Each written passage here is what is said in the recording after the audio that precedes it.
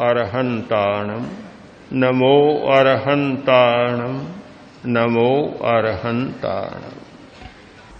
समाधि की चर्चा पुरानी भाषा में मैंने की और अब मैं आज मनोविज्ञान के संदर्भ में भी इस पर कुछ विचार कर लेना चाहता हूं कि जब तक संवेदन पर नियंत्रण नहीं होता, विचार पर नियंत्रण नहीं होता, संवेग पर नियंत्रण नहीं होता, यानी हमारा जो एक ये इमोशन और पेशन है उन पर नियंत्रण नहीं होता,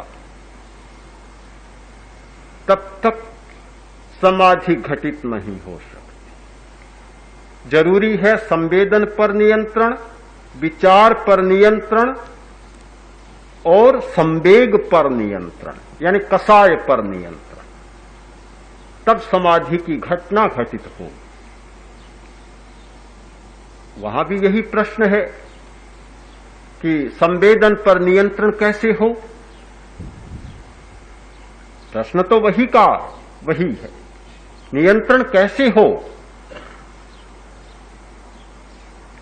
पुरानी भाषा और नई भाषा को तोले तो संवेदन नियंत्रण को वैराग्य कहा जा सकता है, कोई अंतर नहीं। संवेदन का नियंत्रण वैराग्य है, विचार का नियंत्रण एकाग्रता है और संवेग का नियंत्रण चित्त की प्रसन्नता है। प्रश्न है कैसे हो, वही मूल प्रश्न, उस पर विचार करें। तो संवेदन का संबंध है हमारी इंद्रियों से, यानी मस्तिष्क से। मस्तिष्क में सारे संवेदन के केंद्र हैं। आंख देखती है, पर आंख के संवेदन का केंद्र आंख के पास नहीं है, वह मस्तिष्क में है। जीभ स्वाद देती है, किंतु उसका संवेदन केंद्र मस्तिष्क में है। तो सारे संवेदन केंद्र हैं मस्तिष्क में। हमें ध्यान देना होगा कि दो पर नियंत्रण पाना जरूरी है। जीभ पर नियंत्रण पाने की कोई जरूरत नहीं, आंख पर नियंत्रण करने की कोई जरूरत नहीं है, कान पर नियंत्रण करने की कोई जरूरत नहीं है। इन इंद्रियों पर नियंत्रण करने की जरूरत नहीं, जरूरत है मस्तिष्क और मेरुदंड पर नियंत्रण पाने की। हमारा सारा जो संचालन हो रहा है वह मस्तिष्क और मेरु के द्वारा, प्रणाली के द्वारा हो रहा है। सेरेब्रोस्पाइनल सिस्टम के द्वारा सारा यह संचालन हो रहा है। आदमी जीवित लगता है, क्या यह चमड़ी में जीवन है, क्या इन हड्डियों में जीवन है? कोई जीवन नहीं है। सारा जीवन है नाड़ी संस्थान में, तंत्रिका तंत्र में। हमारा जो नर्वस सिस्टम है उसमें सारा जीवन है। जीवन है इस ग्रंथि तंत्र में, जो ग्रंथियां हैं। तो मस्तिष्क और मेरुदंड और ग्रंथियां, ये तीन हैं जिन पर हमें नियंत्रण पाना है। मस्तिष्क पर नियंत्रण होगा तो संवेदन पर अपने आप नियंत्रण स्थापित हो जाएगा। मस्तिष्क पर नियंत्रण होगा तो विचार पर अपने आप नियंत्रण स्थापित हो जाएगा। और मेरुदंड पर नियंत्रण होगा तो संवेग पर, कसाय पर अपने आप नियंत्रण हो जाएगा। कसाय पर नियंत्रण करने वाला मस्तिष्क नहीं है।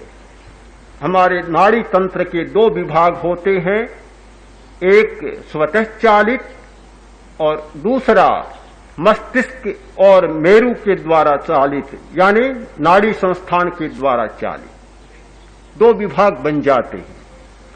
तो हमारी जीवन की प्रणाली जो मस्तिष्क और मेरुदंड के द्वारा चालित होती है, वह स्वैच्छिक नहीं होती। स्वैच्छिक नहीं होती, किंतु हमारी बहुत सारी क्रियाएं स्वैच्छिक होती हैं।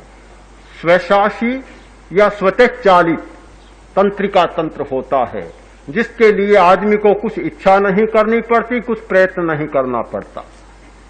हृदय गति कर रहा है, उसके लिए कोई भी सोचने की आपको जरूरत नहीं है।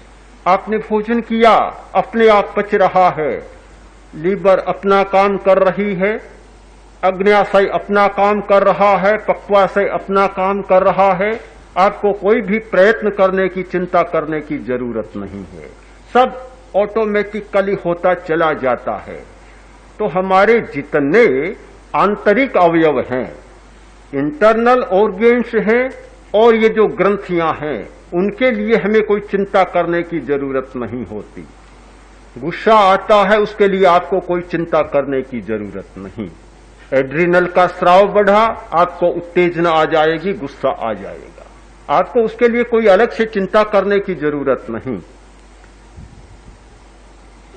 मधुमेह की बीमारी हुई, स्वभाव चिड़चिड़ा बन जाएगा। आपको स्वभाव चिड़चिड़ा करने के लिए किसी विद्यालय में जाने की कोई जरूरत नहीं है, और न सोचने की जरूरत है, न कोई ध्यान करने की जरूरत है कि मेरा स्वभाव चिड़चिड़ा बने। कोई प्रयत्न की जरूरत नहीं है, अपने आप हो जाएगा, अपने आप होने वाली घटना है।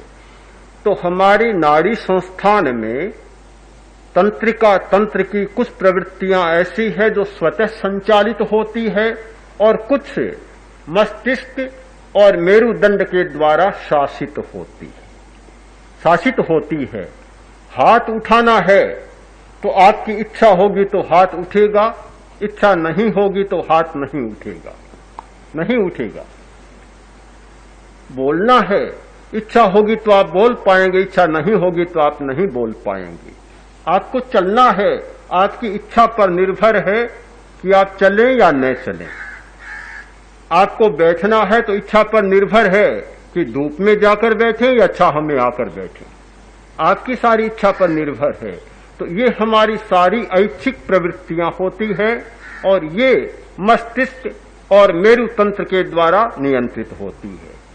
किंतु हमारा जो अंतर कार्य है, आंतरिक अवयवों का होने वाला और ग्रंथियों का कार्य, वह होता है स्वायत्त तंत्रिका तंत्र के द्वारा। मेरुदंड के पास दोनों ओर सिंपैथेटिक और पैरासिम्पैथेटिक, जो अनुकंपी और सहानुकंपी, ये दो प्रकार की तंत्रिकाओं का गुच्छा बना हुआ है। वहां से यह संचालित होता है, जहां मस्तिष्क का कोई विशेष उपयोग नहीं है और मेरुदंड का भी नहीं है। तो यह सारा कार्य होता है इसके द्वारा, किंतु संबंध सारा जुड़ा हुआ है। हम नियंत्रण करना चाहे संवेदन का, हम नियंत्रण करना चाहे विचार का, और नियंत्रण करना चाहे संवेगों का, किंतु तब तक नियंत्रण संभव नहीं होता जब तक हमारी आंतरिक क्रियाओं में परिवर्तन न हो जाए। व्यक्ति को संचालित करते हैं जीव आंतरिक रसायन, व्यक्ति को संचालित करता है भीतर का विद्युत प्रवाह, और व्यक्ति को संचालित करता है यह तंत्रिका तंत्र। जब तक हमारे रसायन न बदल जाएं, हमारी जो एक बॉडी केमिस्ट्री है उसमें कोई परिवर्तन न हो जाए, हमारी प्राण विद्युत में, इस बायो इलेक्ट्रिसिटी में कोई परिवर्तन न हो जाए, तब तक परिवर्तन नहीं हो सकता। और स्वभाव का परिवर्तन, संवेगों का परिवर्तन तो कभी संभव नहीं होता। एक आदमी बहुत प्रसन्न रहता है, एक आदमी बड़ा चिड़चिड़ा होता है, नाखुश रहता है, विषाद करता रहता है, चिंताओं का भार ढोता रहता है। क्यों करता है आखिर? कारण क्या है? यही कारण है कि भीतर के रसायन इसी प्रकार के बनते हैं। हमारी ये ग्रंथियां, जिनको योग की भाषा में चक्र कहा गया, हमारी ये ग्रंथियां जिनको आपके प्रेक्षा ध्यान की भाषा में चैतन्य केंद्र कहा जाता है, इनके स्राव जब तक नहीं बदलते तब तक बहुत समाधि की बात नहीं की जा सकती, नहीं की जा सकती। क्रोध आता है केवल उद्दीपनों से नहीं आता, निमित्तों से नहीं आता, बाहरी घटनाओं से नहीं आता। हजार प्रतिकूल घटना होने पर भी एक व्यक्ति को गुस्सा नहीं आता, और एक व्यक्ति के सामने कोई साधारण सी घटना होती है और गुस्सा इतना आता है कि आचार्य भिक्षु की भाषा में कहूं तो जैसे भाड़ में से कोई चना उछला हो, इतना भयंकर गुस्सा आ जाता है। उद्दीपन तो समान नहीं है। इतना परिवर्तन क्यों हुआ? इसलिए हुआ, स्थानांग सूत्र में क्रोध के 4 कारण बतलाए, उनमें एक चौथा कारण है बहुत महत्वपूर्ण है। 3 कारण तो सामान्य जो हर व्यक्ति के सामने आते, चौथा कारण बतलाया कि आय पैठिए कोहे, आत्म प्रतिष्ठित क्रोध है। क्रोध वह क्रोध जिसका कोई बाहरी कारण नहीं है, आत्म प्रतिष्ठित है, केवल भीतर में ही क्रोध पैदा हुआ। इस तथ्य को समझने में बड़ी कठिनाई होती थी। भला बिना निमित्त के क्रोध कैसे हो सकता है? बिना उद्दीपन के क्रोध कैसे उद्दीप्त हो सकता है? कोई बाहर का संबंध नहीं, संबंध ही नहीं, तो क्रोध कैसे होगा, कैसे आएगा? बात संभव नहीं लगती। किंतु इस शरीर शास्त्रीय और मानस शास्त्रीय अध्ययन के पश्चात लगता है कि बहुत बड़े सत्य की उद्घोषणा थी वे आत्म प्रतिष्ठित क्रोध।